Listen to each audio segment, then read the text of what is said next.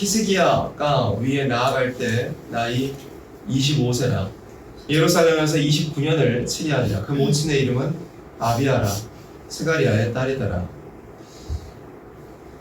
하나님 백성들 살고 있는 나라, 또 성전이 있는 그 나라, 유다라고 하는 나라에 히스기야가 왕이 되었습니다. 예수님 오시기로 하자면 700년 전이었습니다. 그러니까 지금으로부터 하자면 대략 한 2700년 전쯤이었습니다.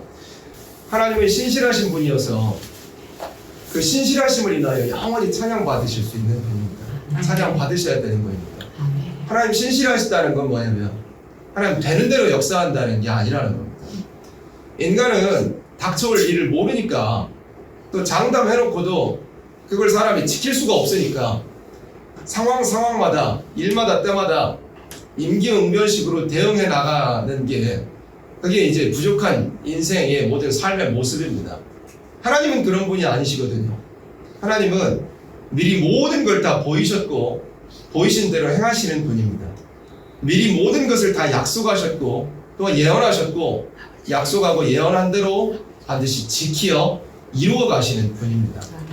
그래서 그 모든 게 이제 다 어디에 나왔느냐면 하나님의 그 역사의 예고편, 어떻게 일하시겠다는 그 예언과 약속은 전부 어디에 나와 있느냐면 다 구약 성경에 나와 있습니다. 구약의 역사서를 통하여, 구약의 선지서를 통하여 하나님은 행하실 일들 다 미리 말씀하시고 보여 놓으셨습니다. 그래서 이 구약의 하나님께서 보이신 모든 일들은 이 마지막 때에 벌어질 일들, 마지막 때에 이루어질 일들을 미리 보여주신 것과 같습니다. 히스기야가 왕이 되었다고 그랬습니다. 유다라고 하는 나라에 히스기야가 이제 왕이 됐는데 히스기야의 아버지가 누구였을까요? 아하스였습니다. 아하스는 엄청나게 악한 왕이고 우상 섬기고 하나님 싫어하는 행동만 골라서 하는 왕이 바로 아하스였습니다. 근데 그 아하스가 이제 아들을 낳고 그 아하스의 아들 히스기야가 이제 왕이 되었는데 히스기야는 아버지하고 정반대로 아버지가 저지른 모든 더러운 것들 다 뒤집어 엎고 하나님께서 기뻐하시는 일을 행하였던 그런 엄청 훌륭한 그런 왕이었습니다. 그 내용에 대해서 이제 간단히 살펴보고자 합니다.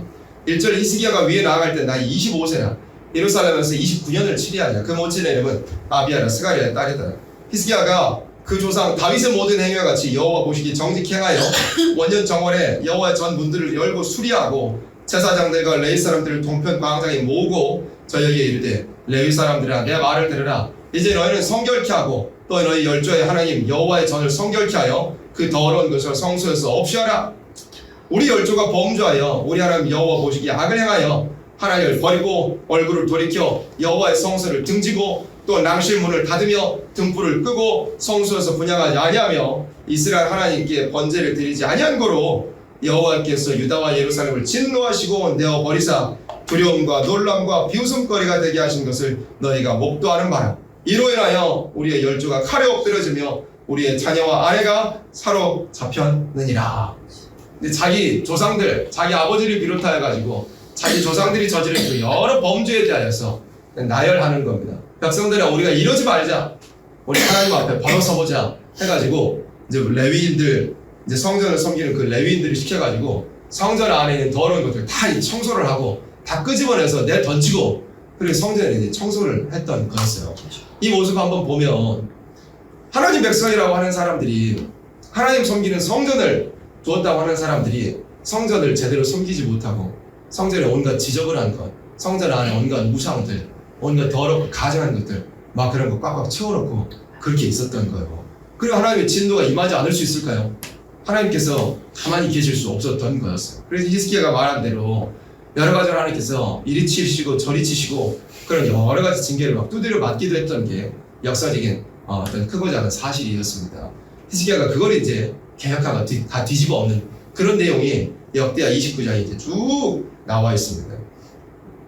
그리고 이제 30장에도 보세요. 30장에서는 히스기야 왕이 그동안 잘 지켜지지 않았던, 그런데 하나님께서 명령하여 두셨던 그런 절기들을 이제 지켜나가는 그런 일들이 이제 나와 있습니다. 그래가지고 저 북쪽 이스라엘 사람들에게도 야 우리가 하나님의 절기를 다시 지켜보자. 근데 사람들이 비웃었죠. 그래도 어쨌든 원하는 사람들, 그렇게 불러 모아가지고 함께 절기를 막 지키고 그런 일들이 있게 되었습니다. 그리고 31장까지 계속 이어져요. 31장까지 계속 이어져서 하나님 섬기는 일을 바로 세우고 성전 깨끗하게 하고 여러 가지 절기든지 하나님 섬기는 그런 모든 체계든지 그런 것들을 다시 회복하고 정립하는 그런 일이 히스기야 왕을 통하여서 있게 되었었던 것이었습니다. 그런데 이제 32장으로 넘어가니까 32장에 1절 같이 합독할까요? 이 모든 충성된 일 후에 아수르 왕 스레립이 유다에 들어와서 견고한 성읍들을 향하여 진을 치고 쳐서 취하고자 하니라. 아수르 왕 히스기야 왕이 이렇게 하나님께서 기뻐하실 만한 선한 행동을 하고 난 다음에 누가 쳐들어오게 되었느냐면 저 북쪽에 그 당시에 패권을 잡고 있던 나라였던 아수르라고 하는 나라가 이제 유다를 침공하여 내려오는 일이 벌어지게 되었습니다. 이 모든 충성된 일 후에 아수르 왕 사네립이 그랬어요. 여기 앞에 지도 한번 보시겠습니다. 근데 지도 약간의 시간적인 차이는 있습니다. 우리 대전교에서는 너무 자주 봤던 그런 지도입니다. 여기 이제 제일 왼쪽에 보시면 대해 해가지고 지중해가 있어요. 그리고 밑에는 애굽이 있고, 그리고 여기 이제 지중해에서 근동지방에 보시면 초록색으로, 파란색으로 유다도 있고, 초록색 이스라엘, 그 다음 보라색 아람 이렇게 있고, 저기 북쪽 지역에 보시면 아시리아라고 아수르라는 나라가 이렇게 그려져 있습니다. 주전 한 700년경에 있었던 일인데, 지금 이제 역대하 32장에서 아수르의 사네립이라고 하는 이 왕이 유다를 쳐들어오는 이때는 이미 저기 이스라엘도 아람도 전부 아수르에게 먹혀 들어갔던 그런 시기였습니다. 이스라엘도 아람도 저 북쪽에 아수르가 내려와가지고 다 잡아먹어버렸습니다. 그러고 나서 이제 다음 차례가 당연히 누구냐면 이 파란색 하나님 백성들의 나라 성전이 있는 예루살렘에 있는 그 유다가 이제 그 다음 타겟이 되었던 것이었습니다. 히스기야 왕이 이렇게 충성된 일, 성전 깨끗하게 하고 하나님 잘 섬기는 일을 해놓은 다음에 이제 시련과 어려움이 닥쳐오게 됐던 거였습니다. 히스기야 왕이 어떻게 했을까요?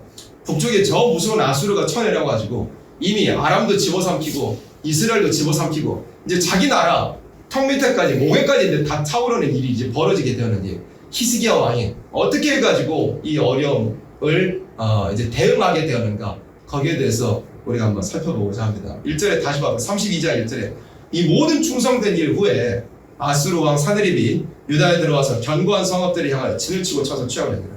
그러니까 겨우 예루살렘만 남겨놓을 정도로 해가지고 유다의 나머지 견고한 성읍들을 대부분 이제 다 쳐서 취하고 말하자면 예루살렘 수도 유다의 서울이 되는 예루살렘에 이제 목 끝까지 다 집어삼키려고 이렇게 막 쏟아져 내려왔던 것이었습니다.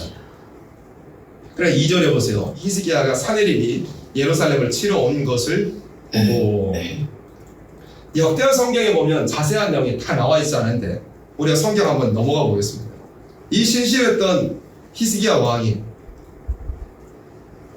이 아수르 왕이 쳐들어왔을 때 어떻게 대응하였는가 거기에 대해서 한번 보도록 하겠습니다.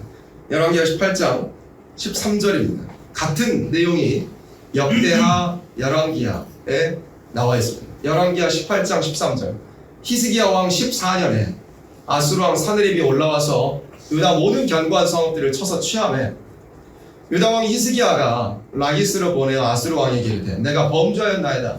나를 떠나 돌아가소서. 왕이 내게 지우시는 것을 내가 당하리이다 하였더니 아수르 왕이 곧 은 300달란트와 금 30달란트를 정하여 유다 왕 히스기야로 내게 한지라 그랬어요. 아수르 왕이 쳐들어와가지고 강하게 압박한 겁니다. 너희 내가 시키는 대로 다 해. 안 그러면 죽어. 이런 식으로 막 협박을 했던 거였어요. 그때 이렇게 신실하고 하나님 보시기에 기뻐하실 만한 일을 했던 히스기야가 무슨 방법을 이제 쓰게 되었느냐면 위기와 어려움 앞에 북쪽으로부터 닥쳐온 그 환란 앞에 이 히스기야 왕이 어떤 방법을 쓰게 됐느냐면 아수르 왕 앞에 바짝 엎드리는 그런 방법을 사용하고 말았던 겁니다. 아수르 왕이 이제 쳐들어오니까 히스기야 사람을 보내가지고 이렇게 한 거예요. 아수르 왕이시여 사네립이시여 제가 범죄하였습니다. 제가 잘못했습니다. 저 좀 용서해 주시옵소서. 왕이 시키시는 대로 제가 다 하겠습니다.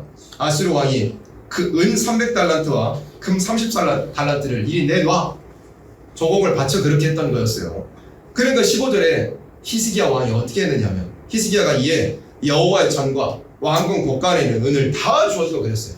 히스기야 왕이 이제 어려움에 처하니까 여호와의 전, 그러니까 하나님의 성전에 있는 은을 전부 가져다가 아수르 왕 앞에다 다 바쳐버린 거였습니다. 그렇게 성전을 개혁하고 성전 깨끗하게 하고 하나님 잘 섬겨보자고 했던 이 히스기야 왕이 성전에 있는 은을 다 긁어다가 아수르 왕 앞에다 다 가져다 바친 거였습니다. 또 뿐만 아니라 왕궁 곳간에 있는 은을 다 아수르 왕 앞에 가져다 바친 거였습니다. 또 그때 유다 왕 히스기야가 여호와의 전 문에 금과 자기가 모든 기둥이 입힌 금을 벗겨 모두 아수르 왕에게 주었더라 그랬어요. 자기가 이제 성전 깨끗하게 하고 성전에 그 하나님을 섬기는 그 거룩한 장소를 회복시켰던 때 사용했던 모든 금을 또 다 벗겨가지고 아수르 왕 앞에 전부 가져다 바쳤습니다. 나 좀 살려달라고 했던 거였습니다. 그리고 이 히스기야 왕이 이렇게 북쪽 아수르 왕이 쳐들어왔을 때 북쪽 아수르 왕에게만 엎드려 절한 것이 아니었습니다. 또 다른 편으로는 다른 나라를 이용해가지고 저 북쪽의 아수르를 막아보려는 그런 생각도 히스기야 왕이 하고 있었습니다. 여기 앞에 지도 다시 봐볼까요? 지도 보시면 여기 이제 파란색에 유다 왕 히스기야가 저 북쪽 노란색 때는 아수르가 이제 쳐들어오니까 아수르 왕이 바짝 엎드렸다 그랬어요. 성전에 있는 금과 은을 전부 벗겨가지고 아수르 왕이시여 우리 좀 살려주시옵소서 그렇게 했던 거였어요. 근데 이제 이 히스기야 왕이 또 다른 쪽으로는 어떤 방법을 또 사용하고 있었냐면 여기 밑에 보면 애굽이라고 하는 나라가 있죠. 지금도 이집트라고 하는 나라가 똑같은 자리에 자리를 잡고 있잖아요. 애굽이라고 하는 저기 북쪽 아수르하고 대비되는 이제 아수르는 이제 북쪽에 있고 북쪽에 강대국이고 남쪽에 저 아프리카에는 자리를 잡고 있는 애굽이라고 하는 이 강대국을 의지해가지고 히스기야 왕이 북쪽의 강대국을 어떻게 막아보고 저지해보려는 그런 시도가 뒤쪽으로는 있게 되었었던 것이었습니다. 그러니까 이렇게 신실했던 히스기야 왕이었는데도 불구하고 어려움이 닥쳐오니까 무슨 방법을 사용하려고 하냐 사람 방법을 사용해서 북쪽에다가는 엎드려 절하고 남방의 세력들을 끌어다가 아수르를 막아보려고 하는 그런 일이 있게 되었던 것이었습니다. 이사야 20장 말씀을 한번 보겠습니다. 이사야 20장 말씀입니다. 아수르 왕 사르곤은 이제 누구냐면 산헤립, 아까 아수르 왕 산헤립이 히스기야에게 쳐들어왔다 그랬잖아요. 산헤립이 있기 전에 왕이 누구냐면 이제 사르곤이라고 하는 왕입니다. 이때도 유다의 왕은 히스기야였습니다. 그러니까 이때 당시에 저기 북쪽의 왕들이 뭐 디글랏빌레셀, 살마네셀 그런 이전에 아수르의 왕들이 아람도 집어삼키고 이스라엘도 집어삼키고 점점 이제 남쪽으로 쳐내려오고 있는 상황이었어요. 이때 이사야 20장에도 히스기야 왕이 여전히 통치하고 있는 그런 시대였는데 그때 아수르 왕 사르곤이 군대 장관을 아스돗으로 보내면 그가 와서 아스돗을 쳐서 취하다. 이건 무슨 뜻이냐면 아스돗은 저기 이제 유다 사람들이 살고 있던 그러니까 히스기야가 통치하고 있던 유다의 바로 옆구리에 있는 블레셋 사람들을 저 아수르가 이제 집어삼키려고 내려오고 있는 거였어요. 그러니까 저 위에는 여기 지도 다시 보시면 아수르가 쳐내려가가지고 여기 보라색 아람도 집어삼키고 초록색 이스라엘도 집어삼키고 그다음에 옆구리에 조금밖에 붙어있는 이 블레셋도 집어삼키려고 아수르가 계속 막 군대를 내려보내고 있는 그런 상황이었습니다. 이거 그냥 상식적으로 생각하면 유다의 입장에서는 히스기야 왕의 입장에서는 이건 분명히 다음 차례는 우리다. 다음 차례 이거 우린데 아수르 왕의 그 칼이 이제 내 목을 조일 텐데 이거 어떻게 하지? 이 히스기야 왕이 막 걱정 근심이 가득 했던 거예요. 그래가지고 사용한 방법이 뭐냐면 여기 지도에 보는 것처럼 여기 남쪽에 있는 애굽의 세력을 불러다가 저 북쪽의 아수르를 막아보려고 했던 것이었습니다. 그래서 그거에 대한 책망이 이사야 선지자를 통해서 나오게 됐습니다. 하나님께서 그걸 이제 밉게 보셨던 거예요. 그래가지고 2절에 보세요. 그때 여호와께서 아모스의 아들 이사야에게 가라사대 갈지어다 네 허리에서 배를 끄르고 내 발에서 신을 벗을지니라 하시매 그가 그대로 하여 벗은 몸과 벗은 발로 행하니라. 이사야 선지자가 하나님 명령대로 유다에 가서 이제 외친 거였어요. 어떻게 하면 옷도 다 벗고 신발도 다 벗고 가서 외친 발가벗은 모습으로 가서 외친 거였어요. 3절에 여호와께서 가라사대 나의 종 이사야가 3년 동안 벗은 몸과 벗은 발로 행하여 애굽과 구스에 대하여 예표와 기적이 되게 되었느니라. 하나님께서 이사야 선지자를 보내가지고 어디에 예표가 되게요? 애굽과 구스의 예표가 되도록 벗고 나가라고 하셨어요. 그래서 이사야 선지자가 나가서 벗고 막 외쳤던 거였어요. 뭘 보여주기 위해서 이사야 선지자가 벗었느냐면 너희가 지금 하나님을 의지하지 않고 저기 남쪽에 강대국인 애굽을 의지하는구나. 근데 하나님의 말씀 뭐냐면 너희가 애굽을 의지해봤자 너희가 그 의지하는 애굽이 이사야 선지자가 벗은 것처럼 저기 남쪽의 애굽 사람들이 전부 벗겨져 가지고 아수르에게 끌려가게 될 것이다. 그러니까 너희 유다 사람들이, 예루살렘 사람들이 저 애굽 의지해봤자 아무 소용없다. 이걸 하나님께서 이사야 선지자를 통해서 알려주고 싶었던 거였어요. 그러니까 이런 책망이 하나님께로부터 나와가지고 이사야 선지자를 통해서 외쳐졌다는 건 뭐냐면 분명히 그 신실했던 히스기야 왕이었지만 저기 남쪽의 애굽을 어떻게 이용해가지고 저 북쪽의 세력을 막아보려고 하는 그런 인간적인 방법을 사용하고 있었다는 것이 이렇게 이사야 20장 말씀을 통해서 드러나게 되는 거예요. 4절에 보세요. 이와 같이 이사야 선지자가 다 벗어가지고 벗고 나왔던 것처럼 애굽의 포로와 구수에 사로잡힌 자가 아수르 왕에게 끌려갈 때 젊은 자나 늙은 자가 다 벗은 몸 벗은 발로 볼기까지 드러내어 애굽의 수치를 베이리니 그들이 누구냐면 하나님 백성 유다 사람들이 그 바라던 그 와가지고 자기를 도와주기 바라던 그 구수와 자랑하는 애굽을 인하여 놀라고 부끄러워요. 자기들이 애굽 혹은 구수 저기 남방의 세력들을 의지해가지고 북쪽을 막아보려고 했는데 그 남방의 세력들이 다 벌거벗겨져가지고 북쪽으로 끌려가는 모습을 보게 될 때 다 부끄러워하고 막 수치스러워하고 그렇게 될 거라고 이사야 선지자를 통해서 말씀하셨던 것이었습니다. 그래서 이제 결론적으로는 히스기야 왕이 저 북쪽에다가 엎드려 절하기도 하고 남쪽의 애굽을 불러다가 어떻게 이걸 위기를 이제 극복해 보려고 그렇게도 했지만 이 두 가지 방법이 전부 잘못되었다는 것을 우리가 성경을 통해서 알 수 있습니다. 어떤 방법으로 아수르 왕이 북쪽에다 엎드려 절한다고 해서 살아남았다는 것이 아니고 남쪽에 어떻게 이제 잘 이용해가지고 남방의 세력을 잘 이용해가지고 이 어려움을 타개할 수 있는 게 아니었습니다. 그러니까 말하자면 이 유다라고 하는 나라 안에서도 또 히스기야라고 하는 이런 왕, 그 모든 정책 안에서도 하나님 백성들이었지만 하나님 섬긴다고 하는 사람들, 여호와를 섬기는 사람들이었지만 뭘로 갈라져 있었냐면 말하자면 요즘 표현을 하면 좌우로 갈라져 있었던 겁니다. 근데 하나님께서 원하시는 것은 좌로 우로도 치우치지 말기를 하나님께서는 원하셨던 것이었습니다. 구약의 역사는 지금 이 시대를 보여준 거라고 그랬어요. 하나님은 하나님 백성들이 앞으로 어떤 상황을 당하게 될 것인가, 또 하나님께서 원하시는 하나님 백성들의 모습이 무엇인가를 구약의 모든 모습들을 통해서 다 미리 보여주셨던 것이었습니다.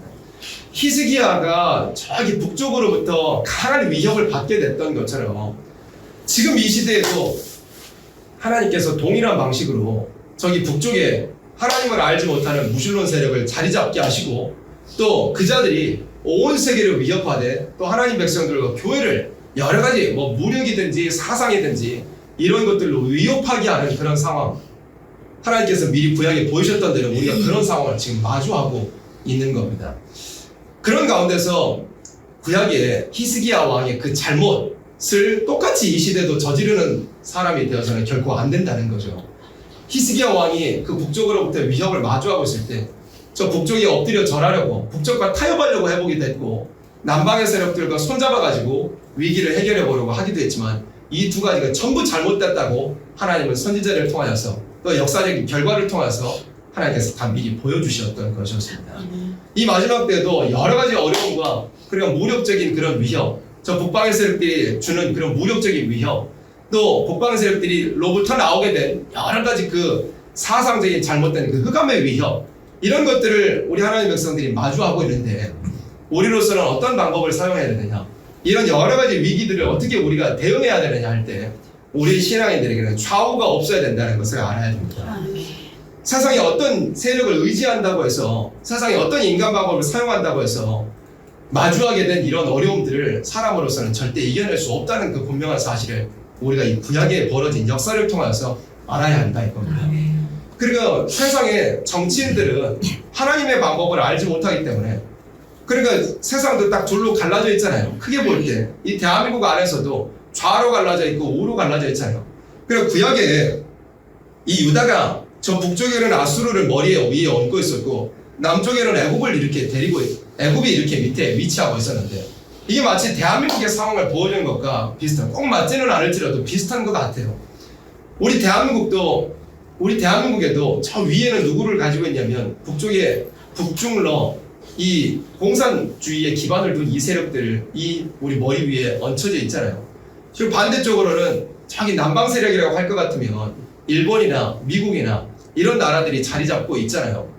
그러니까 하나님께서 원하시는 건 뭐냐면 어느 쪽도 의지하지 말기를, 어느 쪽과도 타협하지 말기를 하나님께서 원하시는 겁니다. 근데 이 시대에 사람들이 많이 착각하고 있죠. 심지어는 기독교인들도 하나님 말씀, 그래 역사적 확증이 없다 보니까 여러 가지 세상이 혼란하고 세상이 어지러운 가운데 우리 신앙인들도 어느 한쪽으로 치우쳐야 될까라고 사람들이 많이 생각합니다. 그리고 어떤 교회들에서는 저 북중러하고 친하게 지내는 그런 정치인들 추종하고 그런 정책이 옳다고 얘기하기도 하죠. 그러니까 예를 들어 북한에 관련해서도 북한 도와줘야 된다. 북한 김정은 오면 환영해야 된다. 북한 김정은과 테이블에 앉아서 대화해야 된다. 그런 정책들을 환영하고 좋아하고 그걸 위해서 기도회도 열고 또 부르짖는다고 하는 그런 교회들도 분명히 있잖아요. 그거 잘못됐다는 겁니다. 저 무신론 세력들과 타협하는 거, 하나님을 대적하는 세력들과 타협하는 거, 이거 분명히 잘못된 겁니다. 또 반대로는 뭔가 나라를 걱정하고 아니 저 북방에 무신론 세력들과 타협하면 안 된다. 저자들의 위협을 우리가 어떻게 잘 대응해야 된다. 이런 생각을 가지고 있으면서 저기 미국하고 일본하고 친하게 지내서 저기 자유 세력들, 자본주의 세력들과 잘 손잡아서 저 북쪽의 무신론 세력들을 대응해야 된다. 정치인들은 성경을 모르니까 그럴 수 있을 거라고 볼 수 있지만, 그럴 수도 있지만 교회들도 그런 잘못된 생각에 많이 치우쳐가는 것을 우리가 지금 이 혼란한 세상 가운데서도 보고 있습니다. 교회도 하나님 말씀으로서 구약에 보여주신 하나님의 그 예고편의 역사를 통하여서 중심을 정확히 잡지 못하고 좌로나 우로나 전부 치우쳐서 하나님께서 원하시는 그 한 가지 방법을 바라보지 못한 채 히스기야가 저질렀던 그 똑같은 범죄를, 똑같은 실수를 똑같이 저지르고 있는 그런 모습들을 우리가 실제로 목도하고 있는 겁니다. 물론 이 벌어지는 일들도 교회들이 중심 잡지 못하고 좌우로 우로 치우쳐가는 이런 모습도 사실은 성경이 다 이루어지고 있는 모습이죠. 이 모습들을 통해서도 우리가 역사적으로 확증을 가져야 되는 겁니다. 구약에 하나님 백성이었던 이 유다가 또 신실했다고 했던 이 히스기야가 좌우로 우로 치우쳐가지고 실수를 범했던 것이 이 마지막 때도 똑같이 벌어지고 있는 겁니다. 그런 가운데서 하나님께서 이런 일이 벌어질 걸 미리 구약에 보여주셨구나. 하나님이 역시 보여준 대로 미리 앞으로 되어질 일을 미리 다 보여주신 분이구나. 이걸 통해서 우리가 반대로 역설적으로 우리가 확증을 가져야 하는 것이죠. 근데 미리 하나님께서 보여주신 그 여러 가지 실수, 히스기야 왕의 이런 실수에 우리가 빠져 있어서는 결코 안 될 것이라 이겁니다. 그래서 신앙에는 뭐냐면 좌우가 없어야 된다 이겁니다. 신앙에는 좌우가 없어야 된다. 우리 세일교회도 멸공이라는 것이 이 진리의 핵심입니다. 멸공은 우리 어떤 정치적인 구호가 아니고 옛날에 혹은 군사 시절에, 그러니까 군부 시절에 외쳤던 그런 나라의 어떤 국가적인 구호를 그를 얘기하는 게 아닙니다. 우리 여호와 세일교회에서 멸공을 외치는 것은 성경적으로 하나님을 대적하는 무신론 세력이 마지막 심판의 대상자라는 그 진리를 전하는 것입니다. 그런데 멸공 진리를 전한다고 해서 사람들이 많이 착각할 수 있는 것이 뭐냐면 공산주의를 반대하는 편에 서 있는 저기 사람들이 소위 말하는 정치 진영에서 우쪽이라고 하는 그런 쪽에 우리는 절대 속한 사람이 아니어야 된다는 그 분명한 사실을 우리는 알고 있어야 된다는 것입니다. 그리고 여호와 세일교회에서 전하는 멸공의 진리, 이거 알고 있으면 자칫 오해할 수 있는 게 뭐냐면 우리는 오른쪽에 속한 사람이다, 우리는 우쪽에 속한 사람이다, 우리는 보수 진영에 속한 사람이다, 이렇게 굉장히 착각할 수 있는 거라 이겁니다. 그러나 우리가 지금 성경에 봐온 것처럼 히스기야 왕이 이쪽으로 저쪽으로 치우친 거 전부 잘못된 것이었다 이겁니다. 근데 히스기야가 우리 결론을 알고 있듯이 히스기야 왕이 이 두 가지 실수를 저질렀어요. 그래가지고 저기 이제 하나님께 책망을 듣기도 하고, 심지어는 저 아수르의 그 신하 졸기가 와가지고 너희 애굽 의지하지 마 이렇게 조롱을 듣는 일까지 자기가 실수했으니까 조롱을 듣는 일도 벌어졌죠. 그런데 결국에는 이사야 선지자가 이렇게 책망도 하고 또 권면하기도 하고 그래가지고 히스기야 왕 결국에는 중심을 어쨌든 바로잡는 일이 있었습니다. 그래가지고 히스기야 왕이 그 북쪽으로부터 닥쳐온 그 위협을 어떻게 이겨내느냐면 기도해가지고 이겨냈습니다. 기도해가지고 하나님께 부르짖어가지고 하나님 이렇게 위협이 닥쳐왔으면 제가 이렇게 북쪽도 타협해 보려고 하고 남방도 의지해 보려고 했지만 이거 다 옳은 것 아니었으면 제가 하나님께 구합니다. 그렇게 해가지고 하나님께 기도하니까 하나님께서 천사를 보내셔가지고 아수르가 데리고 온 그 군사 18만 5천이라 되는 그 큰 대군을 하룻밤에 천사가 와가지고 다 쳐서 아침에 일어나 보니까 전부 송장이 되어 있었던 겁니다. 그렇게 해가지고 하나님의 방법으로 그 어려움이 물러가는 일이 벌어지게 되었던 것이었습니다. 이게 하나님께서 구약의 역사를 통해서 우리에게 보여주신 지금 우리가 당하고 있는 지금 우리가 마주하고는 이런 어려움들을 이겨낼 해답이라 이겁니다. 다른 어떤 방법도 우리 신앙인들이 추구해야 될 것이 아니라 이겁니다. 좌로나 우로나 치우치지 않는 우리의 신앙이 반드시 돼야 한다는 것입니다. 그래서 이사야 31장 말씀도 한번 펼쳐서 볼까요? 이사야 31장입니다. 도움을 구하러 애굽으로 내려가는 자들은 화 있을진저 그들은 말을 의뢰하며 병거의 마름과 마병이 심히 강함을 의지하고 이스라엘의 거룩하신 자를 앙모치 아니하며 여호와를 구하지 아니하거니와. 이사야 20장에 이어서 이사야 30장과 31장에 똑같은 말씀이 있습니다. 하나님께서 미워하시는 것은 저 북쪽의 세력에게 엎드려 절하고 타협하고 그것만 하나님께서 미워하시는 것이 아니라 그 세력을 막아보겠다고 반대편에는 남쪽의 애굽을 의지하고 그들에게 도움을 구하러 가는 것 하나님은 너무 미워하신다는 것을 이렇게 말씀하셨습니다. 도움을 구하러 애굽으로 내려가는 자들은 뭐 한다고요? 화 있을진자요. 지금의 어떤 국제적인 정세를 본다면 예를 들어 저 북중론을 막기 위해서 저자들을 대적하고 저자들을 억제시키기 위해서 남쪽에 그러니까 반대편에 있는 강대국인 미국을 의지하고 그와 이제 같이 연합하는 그런 세력들을 의지하는 것을 하나님께서 미워하신다는 그 말씀을 지금 하고 계시는 겁니다. 선지서에는 이렇게 마지막 때 되어질 일을 미리 다 말씀해 놓으셨어요. 하나님 백성이라고 하는 사람들도 저 북쪽이 잘못됐다는 걸 알지만 그걸 해결하기 위해서 남쪽을 의지하는 것을 하나님께서 미리 아시고 선지자를 통해서 미리 다 책망하여 놓으신 겁니다. 도움을 구하러 애굽으로 내려가는 자들은 화 있을진저 그들은 말을 의뢰하며 병거의 마름과 마병이 심히 강함을 의지하고 그러니까 남쪽 애굽에 말도 많고 병거도 많고 마병도 많으니까 이것들을 잘 끌어다가 저 북쪽을 어떻게 막아보자 이런 생각을 가지고 있었던 겁니다. 지금 세상에서도 그런 생각 가지고 있는 사람들 많이 있습니다. 정치인들도 심지어는 교회 안에서도 미국이 힘이 강하니까 그 무력을 가져다가 미국 형님을 데려다가 그 힘으로 압도적인 힘으로 북한을 아예 억제를 시켜놓고 그래가지고 뭔가 평화를 이루자 이런 생각들을 많이 가지고 있기도 하죠. 정치적으로는 그게 옳을지도 모르죠. 옳을지도 모른다는 건 그게 맞다는 얘기가 아니고 옳을지도 모르죠. 자기들 나름의 논리로 한다면요. 그게 어떤 외교, 정치, 군사를 다루는 사람들의 입장으로서는 그렇게 생각할 수 있을지도 모르죠. 근데 하나님의 입장에서는 그게 답이 아니라 이겁니다. 아무리 저 북쪽의 세력들을 대항하기 위해서 남쪽의 무력의 강함을 군사력이 강한 것을 의지한다고 해서 그걸로 해결되는 게 아니라고 하나님은 선지자를 통해서 미리 다 책망하여 놨던 겁니다. 이스라엘의 거룩하신 자를 앙모치 아니하며 여호와를 구하지 아니하시거니와 2절에 여호와를 구하지 아니하거니와 2절에 여호와께서도 지혜로우신 즉 재앙을 내리실 것이야. 그 말을 변치 아니하시고 일어나사 악행하라는 자의 집을 치시며 행악을 돕는 자를 치시리니 하나님께서 이거 악이라고 그랬어요. 북쪽과 타협하는 것뿐만 아니라 남쪽을 의지하는 것도 이거 하나님 전부 악이다. 악행하는 자를 하나님께서 쳐버리겠다 말씀했습니다. 3절에 보세요. 애굽은 사람이요 신이 아니며 그 말들은 육체요 영이 아니라 여호와께서 그 손을 드시면 돕는 자도 넘어지며 도움을 받는 자도 엎드려져서 다 함께 멸망하리라 이렇게 말씀했습니다. 누구도 의지하지 말아라. 하나님만 바라보고 하나님만 앙모하라 이렇게 말씀하셨습니다. 8절에 보세요. 하나님의 방법이 이제 나와 있어요. 하나님께서 어떻게 해결해 주실 것이냐. 하나님만 바라보면 하나님께서 어떻게 해주실 것이냐. 8절에 나왔어요. 아수르는 칼에 엎드러질 거예요. 그런데 뭘로요? 사람의 칼로 말미암음이 아니겠고 그랬습니다. 하나님께서 저 북방의 세력을 물리쳐 주실 때 칼로 물리쳐 주셨는데 이게 사람의 어떤 쇠붙일 칼 그러니까 어떤 무력으로 북쪽의 세력을 물리쳐 주시겠다고 말씀하신 것이 아닙니다. 구약의 하나님께서 미리 보여주신 것처럼 하나님의 방법으로 모든 위협과 어려움들을 물리쳐 주실 것이라고 성경에 이렇게 해답이 다 나와 있는 것입니다. 예레미야 성경 봐볼까요? 예레미야 2장 말씀입니다. 예레미야 2장. 예레미야 성경은 하나님 백성들의 나라인 유다가 멸망할 때 벌어진 일들에 대해서 예언하고 있습니다. 이미 다 멸망이 확정되어 버린 그 유다와 예루살렘에 대해서 예레미야 선지자는 말씀을 전하고 있습니다.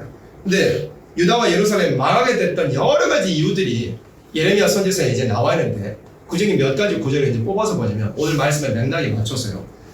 예레미야 2장 18절 말씀입니다. 예레미야 2장 18절에 네가는 누구냐면 멸망이 확정되어 버린 유다와 예루살렘에 대한 말씀하고 계시고, 네가 시홀의 물을 마시려고 애굽 길에 있으면 어찌니며. 시홀은 이제 뭐 나이라고 이제 동급으로 여겨지기도 하는데, 시홀이 이제 애굽에 있던 그런 강입니다. 근데 하나님 백성들이 시홀의 물을 마시려고 애굽 길에 있으면 어찌미냐. 너희 왜 거기 가느냐. 반대로 또 그 하수를 마시려고 아수르 길에 있으면 어찌미냐. 하나님 백성들이 망하게 됐던 여러 가지 이유가 있지만 그 중에 하나는 뭐냐면 좌우로 치우쳐 있기 때문에 망하게 된다고 그러는 거죠. 유다와 예루살렘이, 그러니까 히스기야 왕도 그런 과오가 있었지만 이제 마지막 때의 왕이었던 여러 가지 그 악한 왕 4명이 있었잖아요. 요시야 왕의 아들 또 손자, 그 악한 왕들이 이제 마지막 4명 유다의 왕이 이어지잖아요. 그 왕들이 이제 공통적으로 다 뭐였냐면 북쪽에 바벨론을 타협해보려고 하고 남쪽에 애굽을 불러오려고 하고 이런 방법 저런 방법을 다 썼던 거예요. 그게 이제 멸망을 자초하는 일이 되기도 했었던 거예요. 물론 멸망은 그 전에 작정이 되어 있었지만 하나님께서 책망하셨어요. 왜 남쪽에 있고 왜 북쪽에 있고 그러다가 너희들이 다 망하게 된 거야. 이리 말씀하신 거예요. 36절에도 봐볼까요? 36절. 네가 어찌하여 내 길을 바꿔 부지런히 돌아다닌다. 네가 아수르로 인하여 수치를 당한 것 같이 애국으로 인하여 수치를 당할 것이다. 그러니까 이쪽이든 저쪽이든 북쪽이든 남쪽이든 좌든 우든 너희가 따라가는 그것 때문에 다 수치를 당하게 될 거다. 하나님께서 이리 책망하신 거였습니다. 예레미야 5장 멸망당하는 하나님 백성들을 보면서 예레미야 선지자가 슬픔의 노래를 불렀습니다. 그게 예레미야가 5장 1절에 여호와여 우리의 당한 것을 기억하시고 우리의 수욕을 감찰하옵소서. 우리 기업이 외인에게 우리 집들도 외인에게 돌아가나이다. 이제 멸망을 당하게 돼서 전부 빼앗기게 되고 탈취를 당하게 되고 죽고 망하고 불타고 그렇게 됐습니다. 3절 우리는 아비 없는 외로운 자식이 오며 우리 어미는 가부 같으니 우리가 은을 주고 물을 마시며 값을 주고 섭을 얻으며 우리를 쫓는 자는 우리 목을 눌러 싸우니 우리가 곤비하여 쉴 수 없나이다. 그 다음에 6절에 같이 합독할까요? 우리가 애국 사람과 아수르 사람과 압수하고 양식을 얻어 배불리고자 하였다. 이제 그 자기 백성들의 과오를 예레미야 선지자가 막 회개하고 토설하는데, 우리가 아수르 사람, 애국 사람과 악수도 하고 양식을 얻어 배불리고자 했다. 이것 때문에 망하게 되었다고 예레미야 선지자가 막 슬퍼하면서 우는 겁니다. 하나님만 의지하지 못했습니다. 저희 인간의 세력을 이리저리 의지하여 보려다가 그러다가 우리 다 망했습니다. 하나님 용서하시고 그래도 긍휼을 베풀어 주옵소서. 예레미야 선지자가 이렇게 슬픔의 노래를 막 불렀던 것이었습니다. 그래서 우리 신앙인들은 자꾸 반복하여 설명하지만 전하지만 좌우로 치우치는 일이 없어야 한다 이겁니다. 우리가 바라봐야 될 곳은 하나님밖에 없다. 우리가 바라볼 곳은 하늘밖에 없다. 그 분명한 사실을 우리는 알아야 됩니다. 미가 7장 보도록 하겠습니다. 미가 7장 미가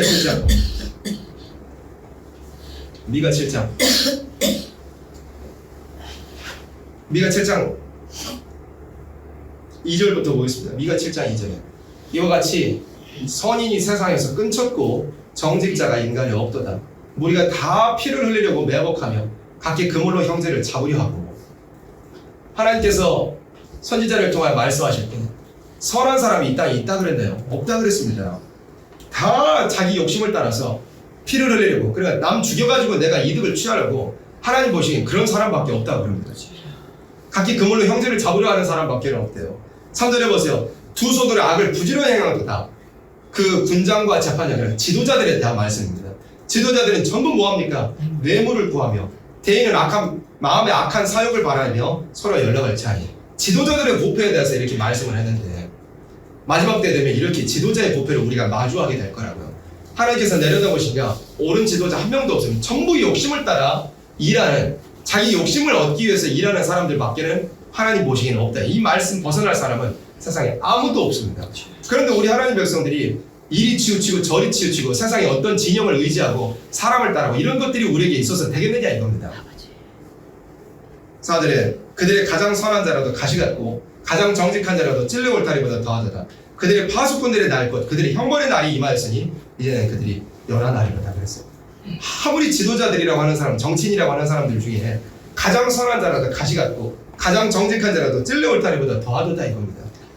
우리가 의지해야 될 사람 아무도 없고 우리가 바라봐야 될 사람 세상에 아무도 없다고 성경이 이렇게 말씀해요. 이 시대에 정말로 우리가 잊지 말고 새겨두어야 돼. 또 우리만 가지고 있을 게 아니라 교회 안에 있다고 하는 사람들에게 정말 안타까운 마음으로 전해야 될 말씀이 바로 이 말씀입니다. 세상 혼란하고 정치 혼란하고 뭐 대선 정권이 이제 마주하면서 많은 기독교인들이 말씀 가져다가 이 지도자 뽑아야 된다고, 이 정치인 추종해야 된다고 사람들이 다 그러고 있습니다. 이 사람만은 정지가 되고, 이 사람만은 진짜 나라를 생각한다고, 이 사람만은 하나님 앞에 바로 서 있는 사람일 거라고 대단히 굉장한 착각을 사람들이 많이 하고 있는 그런 모습을 우리가 보고 있습니다. 근데 말씀 피해갈 사람 아무도 없습니다. 세상 정치인 다 썩었다고, 전부 자기 욕심을 따라서 움직이고 있다고 그렇게 하나님 말씀하는 놨는데, 왜 하나님 백성들은 자꾸 하나님 말씀을 도로 듣지 않으려고 그러고 귀를 막아놓고 이 정치인 저 정치인 추종하고 있느냐, 이걸 하나님께서 책망하고 계신 거 아니겠습니까? 7절 보세요. 그래서 우리의 답이 뭐냐, 오늘 보는 이제 마지막 말씀입니다. 7절 말씀 같이 합독합니다. 오직 나는 여호와를 노려보고 나를 구원하시는 하나님을 바라보고 나의 하나님 나를 들으시리라. 오직 우리는 누구만 우러러본다? 오직 나는 여호와를 우러러본다. 우리의 답은 여호와 하나님밖에 없습니다. 하나님만 모든 문제를 해결하실 수 있습니다. 하나님만이 모든 위협을 물리치실 수 있습니다. 하나님만이 여러 가지 어려운 가운데 우리를 건져내실 수 있습니다. 그래서 우리는 이쪽으로 저쪽으로도 치우치지 아니하고 이렇게 될 걸 하나님께서 미리 아셨습니다. 하나님 백성은 하나님 교회들이 그렇게 좌우로 흩어질 걸 하나님께서 미리 아셨기 때문에 선지자를 통하여 구약의 역사를 통하여 미리 다 보여놓으셨습니다. 우리에게는 좌우란 없는 것입니다. 말씀을 알아버린 이상이야 우리에게는 좌우란 더 이상 이제는 없는 거예요. 몰랐을 때는 그럴 수도 있죠. 그러나 우리에게는 이제는 더 이상 좌우가 없고 우리가 바라볼 것은 하나님밖에 없다. 우리가 우러러볼 것은 오직 여호와 하나님밖에 없다. 우리의 해결자가 되시는, 우리의 도움이 되시는, 유일한 구원자가 되시는 하나님만 바라보고 이 모든 어려움들을 뚫고 나가 하나님의 방법으로 해결받고 하나님의 방법으로 돌파하고 그래가지고 하나님의 방법으로 이루어질 아름다운 새나라의 축복을 다 함께 받아 누릴 수 있는 우리 모두가 되어지기를 간절히 바라고 소망합니다. 아멘.